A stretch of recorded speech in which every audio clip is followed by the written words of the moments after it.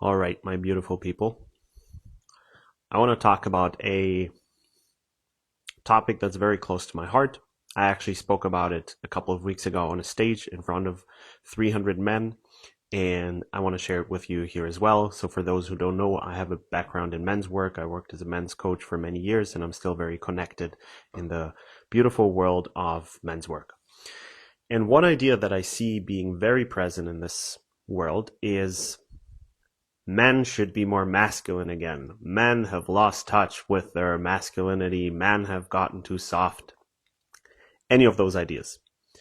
And I struggled, like I danced with this perspective for many years until I found my own resolution to that, because of course there's a grain of truth in that. Like a lot of men, and myself included, when I was in my like early 20s, I had very little access to certain masculine qualities. And I'm so grateful that I got into men's work and connected to things like stability, clarity, direction, leadership, things that are super valuable for any man.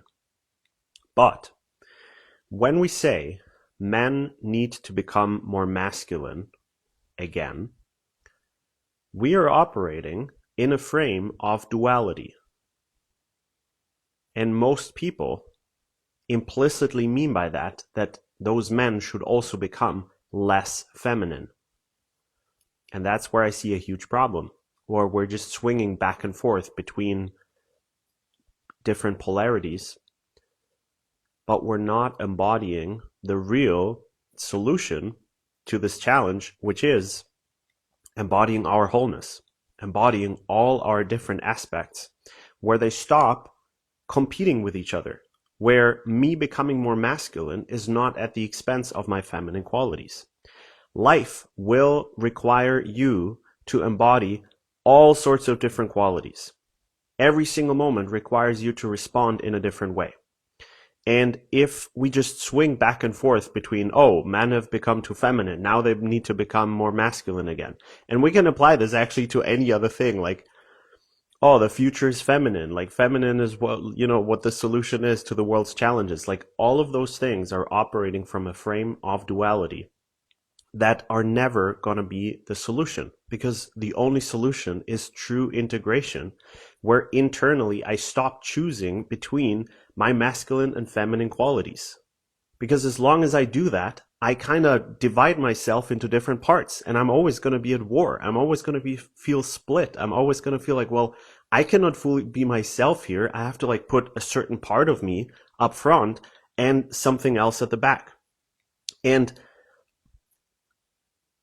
how liberating is it when I stop having to do that and I can be like, awesome, I'm going to step into more masculine qualities because I feel called to do that. And it does not have to be at the expense of feminine qualities. And so for me, this is where embodiment and connection to soul become a crucial element in the evolution of consciousness, because at this level, I stop choosing between those different sides. I stop thinking like, oh, if I become more masculine, that means I need to become less feminine.